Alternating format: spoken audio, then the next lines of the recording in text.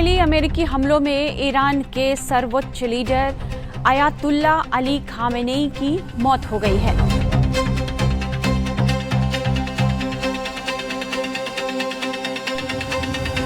Israel और America ने 28 फरवरी को ईरान में राजधानी तेहरान समेत कई शहरों पर हमले किए थे। अमेरिकी राष्ट्रपति डोनाल्ड ट्रंप का यह दावा है कि इन्हीं हमलों में अली खामेनेई की मौत हो गई है। ट्रंप ने ट्रूथ सोशल पर एक पोस्ट करके यह बताया कि इतिहास के सबसे क्रूर व्यक्तियों में से एक खामेनेई मारा गया। उन्होंने इसे ईरान की जनता के साथ साथ अमेरिका और दुनिया भर के देशों के लिए एक न्याय बताया। हालांकि शुरुआत में ईरान बहुत देर तक खामेनेई की मौत की पुष्टि नहीं कर रहा था। वो इस बात से पीछे रहा, लेकिन जैसे जैसे सुबह हुई ईरानी मीडिया ने भी इसकी पुष्टि करना शुरू कर दिया। 1 मार्च 2026 की सुबह ईरान के सरकारी टीवी और IRNA न्यूज एजेंसी ने बताया कि 28 फरवरी यानी शनिवार को तेहरान में हुए हवाई हमलों के दौरान अयातुल्ला अली खामेनेई के दफ्तर को निशाना बनाया गया और जिसमें 86 वर्षीय खामेनेई की मौत हो गई। खामेनेई के साथ साथ उनकी बेटी, उनके दामाद, पोती और बहू भी इजरायली हमलों में मारे गए हैं। खामेनेई की मौत के बाद अब ईरानी इस्लामिक रिवॉल्यूशनरी गार्ड कोड ने भारी दुख जताया है। IRGC ने कहा है कि हमने एक महान नेता खो दिया है और पूरा देश उनका शोक मना रहा है। इस बीच खामेनेई की मौत के बाद ईरान में शोक की भारी लहर दौड़ गई है। 40 दिनों के शोक का ऐलान किया गया है और लोग तेहरान में सड़कों पर उतर आए और लोग रोते बिलखते हुए देखे गए। इसके साथ ही खामेनेई की मौत के बाद ईरान के नए सुप्रीम लीडर की भी तलाश शुरू हो गई है।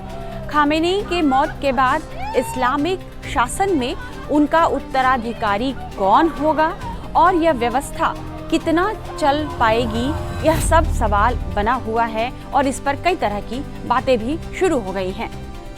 लगभग 4 दशकों तक कठोर शासन करने वाले अनुभवी नेता खामेनेई का कोई आधिकारिक तौर पर उत्तराधिकारी अभी तक घोषित नहीं किया गया है। खामेनेई के बेटे मुज्तबा खामेनेई को अब सर्वोच्च लीडर बनाया जा सकता है, ऐसी बात अंतर्राष्ट्रीय मीडिया तक में होने लगी है।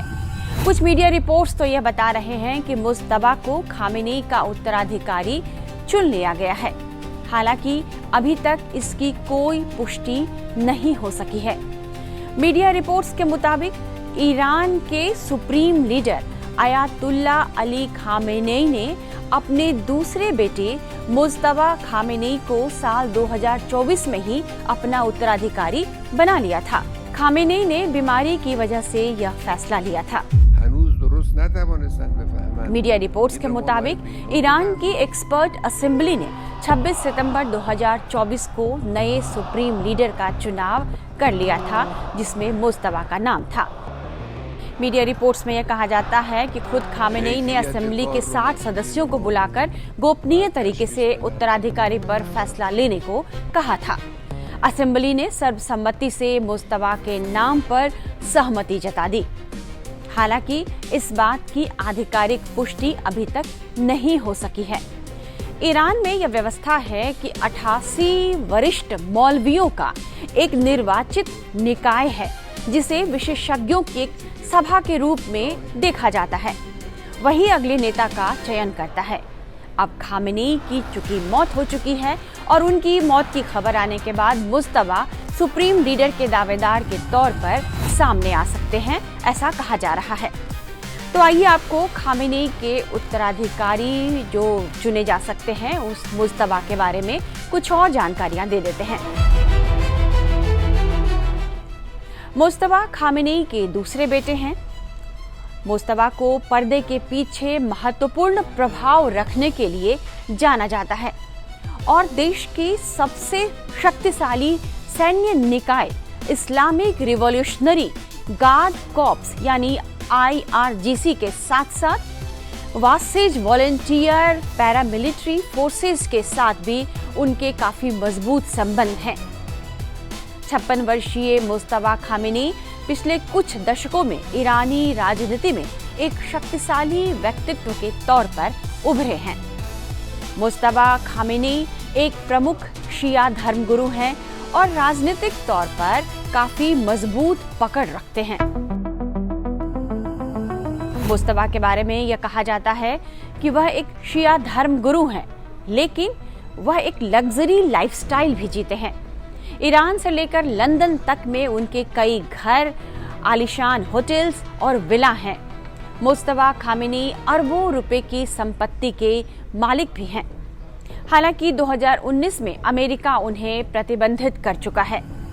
वैसे मुस्तफा के अपने पिता के उत्तराधिकारी बनने की राह में कई बाधाएं भी बताई जा रही हैं।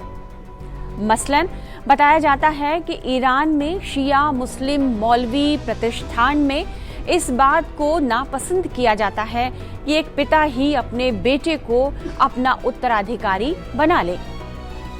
वहीं उनके उत्तराधिकारी चुने जाने की राह में एक दूसरी बड़ी बाधा यह बताई जाती है कि मुस्तफा उच्च पदस्थ मौलवी नहीं हैं।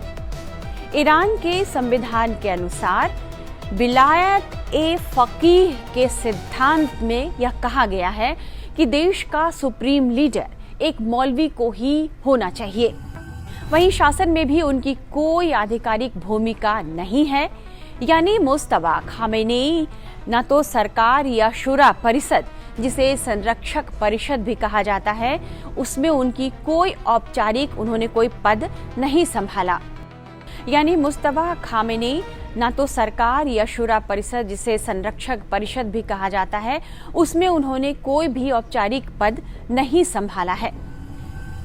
ईरान प्रशासन में वैसे लेकिन उनकी मजबूत पकड़ मानी जाती है। यही वजह है कि मुस्तफा खामेनी इस समय सुप्रीम लीडर की रेस में सबसे आगे नजर आ रहे हैं।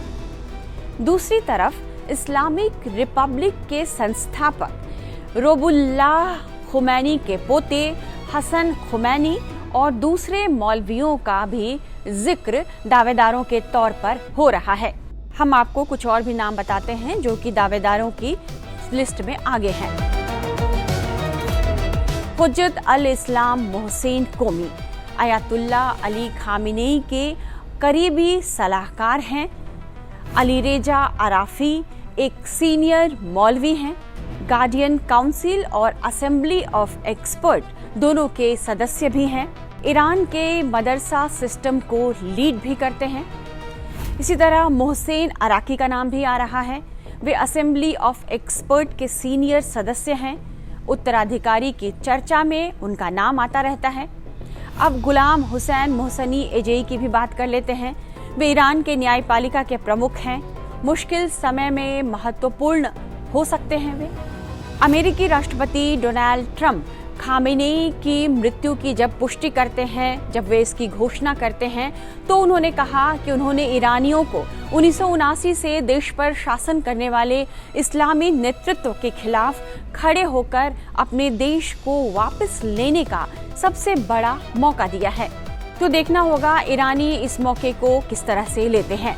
इस तरह के तमाम एक्सप्लेनर्स और बाकी खबरों के लिए आप बने रहिए टाइम्स नाउ भारत के डिजिटल प्लेटफॉर्म के साथ।